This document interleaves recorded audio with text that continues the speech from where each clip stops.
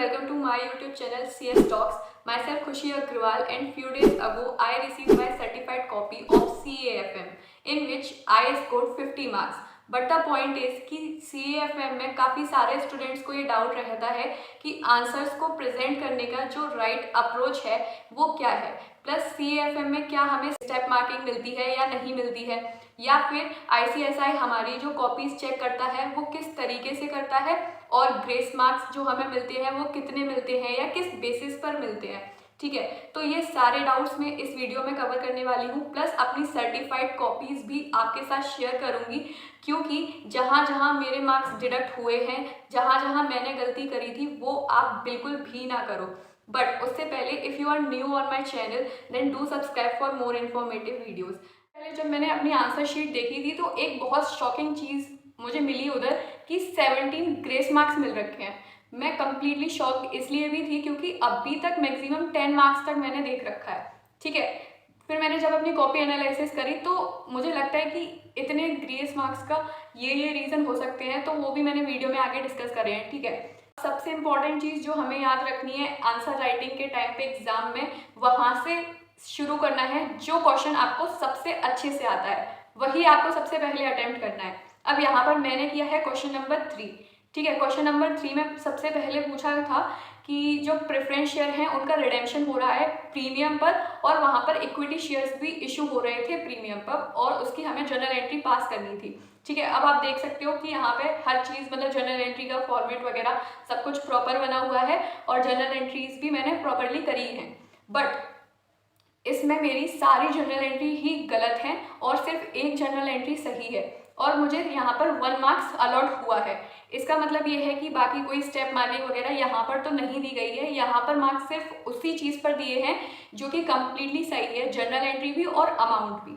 ठीक है, तो एक एंट्री सही थी तो 1 मार्क्स मुझे वहाँ अलॉट हो गया है। तो नेक्स्ट क्वेश्चन आता है, वो ये था कि प्रोजेक्टेड नेट इनकम आपको कैलकुलेट करनी है और उसके बाद एक्सपेक्टेड ग्रोथ रेट जो है वो कैलकुलेट करनी थी। तो यहाँ पर पहला क्वेश्चन 3 मार्क्स का था और दूसरा क्वेश्चन 2 मार्क्स का था। ठीक है, तो पहला वाला मेरा पूरा कंप्लीटली सही है, और आप देख सकते हो कि इस तरीके से क्लियरली आपको चीज़ें रिप्रेजेंट करनी है। ठीक है, और यहाँ पे जो भी सही है उसके कंप्लीट पूरे मार्क्स मिले हैं, कहीं कुछ भी कट नहीं हुआ है। 3 मार्क्स का जो क्वेश्चन था उसमें 3 मार्क्स मुझे अलॉट हो गए हैं। ओके, अब एक इम्पॉर्टेंट चीज़ ये है कि जर्नल एंट्रीज में नरेशंस लिखना इंपॉर्टेंट है, क्योंकि आप नहीं लिखोगे तो आपके मार्क्स डिडक्ट हो सकते हैं।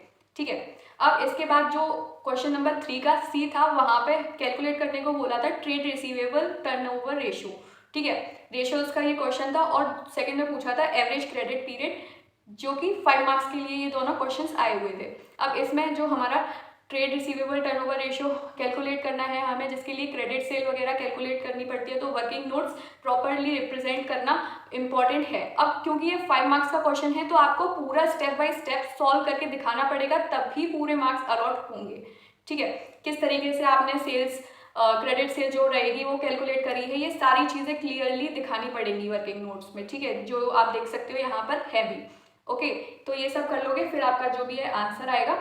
अब यहाँ पे मेरा पूरा सही है तो यहाँ पर फुल मार्क्स मिले हैं, इसलिए ही मैं बोलती हूँ कि न्यूमेरिकल्स अगर आपने सही तरीके से करें तो वहाँ पर फुल कंप्लीटली मार्क्स अलॉट होते हैं। नेक्स्ट क्वेश्चन है क्वेश्चन नंबर 4 का A, जिसमें बायबैक की एंट्रीज पूछी थी। तो फिर से वही जर्नल एंट्रीज का फॉर्मेट ड्रॉ किया है, और इसमें 5 जर्नल एंट्रीज मैंने करी थी, जिसमें से 3 सही है और 2 गलत हैं, तो 2 मार्क्स मेरे डिडक्ट हो गए और 3 मार्क्स मुझे अलॉट कर दिए गए हैं। उसके बाद में नेक्स्ट जो क्वेश्चन है वो है हमारा कैश फ्लो स्टेटमेंट का क्वेश्चन, और कैश फ्लो स्टेटमेंट का क्वेश्चन था वो हर बार जो इनडायरेक्ट मेथड का क्वेश्चन आता है कैश फ्लो का उससे थोड़ा डिफरेंट, इसीलिए ही कोई भी चीज़ आपको ये सोच के छोड़ के नहीं जानी है कि अरे ये तो बहुत ईजी टॉपिक है, इतना ईजी तो एग्जाम में पूछेंगे ही नहीं। ICSI कुछ भी आपसे पूछ सकता है। ठीक है, और पिछली बार का पेपर जो CFM का था वो बहुत अनएक्सपेक्टेड था। यस, ईजी था बट अनएक्सपेक्टेड भी था। वहाँ कंसोलिडेशन जैसे चैप्टर का एक क्वेश्चन तक नहीं था। ठीक है, इसीलिए सिलेक्टिव स्टडी को इग्नोर करो। अब भी अगर अच्छे से कर सकते हो प्रैक्टिस अभी से करके चलो तो आपको एग्जाम टाइम में इजी रहेगा रिवीजन करने के लिए भी, और मेंटली भी आप ज़्यादा स्ट्रेस्ड नहीं रहोगे, बहुत ज़्यादा बर्डन फील नहीं होगा।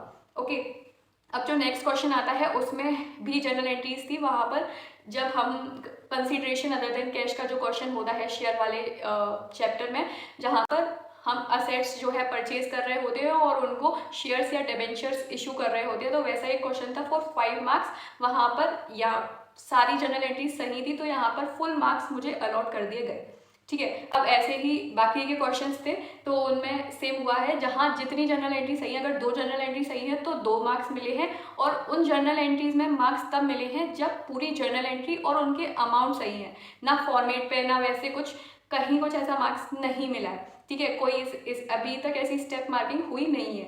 अब क्वेश्चन नंबर 1 शेयर कैपिटल से क्वेश्चन था, जिसमें प्रो रेटा वाले जो क्वेश्चन होते हैं वो क्वेश्चन था। ठीक है, और उसमें वहीं पर अंडर राइटिंग कमीशन कैलकुलेट करवाई थी, उसकी जर्नल एंट्रीज भी करनी थी, ऐसे करके वो एक क्वेश्चन आपको दिया गया था 15 मार्क्स के लिए। अब वहाँ पर सबसे पहले जर्नल एंट्रीज करनी होती है, तो मैंने जर्नल एंट्रीज करी थी, जिसमें से मेरी 4 जर्नल एंट्री सही थी और बाकी की गलत थी। तो 4 जर्नल एंट्री सही होने पर मुझे दे दिए गए 4 मार्क्स। और उसके बाद में प्रोरेटा वाले जो क्वेश्चन होते हैं उसमें वर्किंग बहुत इंपॉर्टेंट होती है, और यस वर्किंग नोट्स के भी मार्क्स होते हैं, क्योंकि प्रेजेंटेशन बहुत ज़्यादा मैटर करता है। कई बार वर्किंग नोट्स में ऐसी चीज़ें होती हैं जो कैलकुलेट करके आपको दिखाना इंपॉर्टेंट होता है। उसके बाद में जो भी अंडर राइटिंग का कमीशन वाला पार्ट था वो मेरा गलत हुआ है, और उसके बाद में जो जर्नल एंट्रीज थी वो भी मेरी यहाँ पर गलत हुई है। ठीक है, ये था क्वेश्चन नंबर 1। अब यहाँ पर पूरा कॉर्पोरेट अकाउंटिंग का पार्ट था वो मैं पूरा सॉल्व कर चुकी थी, फिनिश हो चुका था। तो अब मुझे फाइनेंशियल मैनेजमेंट वाला पोर्शन करना था, जो कि मेरा थोड़ा वीक था। उतना अच्छे से प्रैक्टिस मैंने नहीं किया था जितना मैं सीए करके गई थी, उतना एफएम मेरा नहीं था। ठीक है, अब एफएम में मेरा डिसाइडेड था कि करूँगी तो न्यूमेरिकल्स ही, बट टाइम इतना कम रह गया था, और जब टाइम कम रह जाता है तो हर स्टूडेंट थोड़ा पैनिक करता है। मैं भी बहुत पैनिक कर रही थी, और वहाँ पर मैंने डिसाइड किया कि मैं थ्योरी अटेम्प्ट कर लेती हूँ, क्योंकि थ्योरी जो थी वो मुझे मोस्टली आ रही थी। ठीक है, और वहाँ पर होता क्या है कि जब हम पैनिक करते हैं तो आती हुई चीज़ें भी हमसे गलत होती हैं, और न्यूमेरिकल में बहुत ज़्यादा ऐसे चांसेस थे कि मुझसे न्यूमेरिकल गलत हो सकते हैं।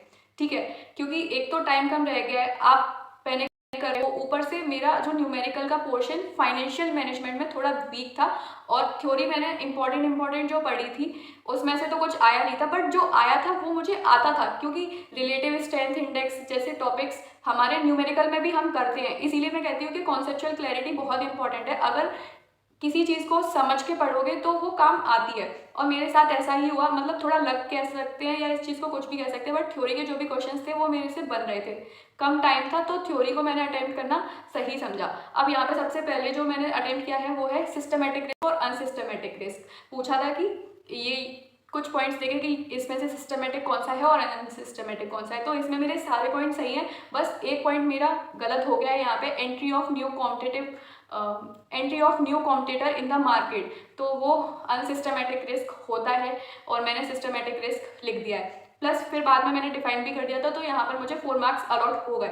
उसके बाद में रिलेटिव स्ट्रेंथ इंडेक्स। अब देखो, रिलेटिव स्ट्रेंथ इंडेक्स इससे पहले वाले अटेम्प्ट में पूछा गया था, और क्योंकि मैं PYQs को एक बार देख के गई थी तब न्यूमेरिकल पूछा गया था, तो मुझे जो भी पता था कि ये क्या होता है, ठीक है, वो सब मैंने उसमें लिख दिया। फिर जितने मार्क्स उन्होंने अलॉट किए मैं उसमें सेटिस्फाइड हूँ, मतलब सही मार्क्स अलॉट करे गए हैं। उसके बाद में एक था कैपिटल स्ट्रक्चर से, ये वाला क्वेश्चन था थ्योरी का कि हमारा इक्वेशन कुछ था, तो ये मैंने इसका फॉर्मूला पढ़ रखा था, और मुझे ये पता था कि इसमें लिवरेज से रिलेटेड है ये, तो जो भी पता था वो मैंने एक पॉइंट लिख दिया, और वहाँ पे मुझे मार्क्स अलॉट हो गए। ठीक है, अब ये पूरी सर्टिफाइड कॉपी मतलब डिस्कस कर ली, सब कुछ बता दिया, ये था। अब जो ग्रेस मार्क्स का मुझे लगता है ऐसा क्यों था, अब पूरी कॉपी में कहीं भी आपको स्टेप मार्किंग वगैरह कुछ भी नहीं दिखेगी, या फॉर्मेट पे मार्क्स, या कहीं पर जो जनरल एंट्री सही थी बट उनके अमाउंट गलत थे तो उस पर कुछ भी ऐसी मार्किंग नहीं दिखेगी। तो मुझे लगता है कि उन्होंने जो भी स्टेप मार्किंग वगैरह सब दी है ना, वो उन्होंने ग्रेस मार्क्स में ही इंक्लूड करके पूरी दे दी है वहीं पर। ठीक है, पिछली कॉपी जो थी उनमें मैंने देखा भी है कि अगर आपने अटेम्प्ट किया है तो दे देते थे 1.5 मार्क्स दे देते थे। ठीक है, बट इस बार वैसा कुछ भी नहीं था, जो सही था सिर्फ उस पर मार्क्स थे। तो मुझे ऐसा लगता है कि ये इतने ग्रेस मार्क्स अगर उन्होंने किसी स्टूडेंट को दिए हैं और कहीं भी स्टेप मार्किंग नहीं करी है, तो शायद स्टेप मार्किंग ग्रेस मार्क्स में ही उन्होंने इंक्लूड कर दी। जितना उनको सही लगता था वो सब उसी में इंक्लूड करके उन्होंने वहाँ एज अ ग्रेस मार्क्स वो दे दिए। पूरी CAFM की सर्टिफाइड कॉपी का एक एनालिसिस वीडियो मैंने अपनी सर्टिफाइड कॉपी जो है वो डिस्क्रिप्शन में भी दे दी है, जिसको देखना है वो उस कॉपी को गो थ्रू कर सकता है। ठीक है, वीडियो पसंद आई है तो लाइक कर दो, और चैनल पर न्यू हो तो डू सब्सक्राइब।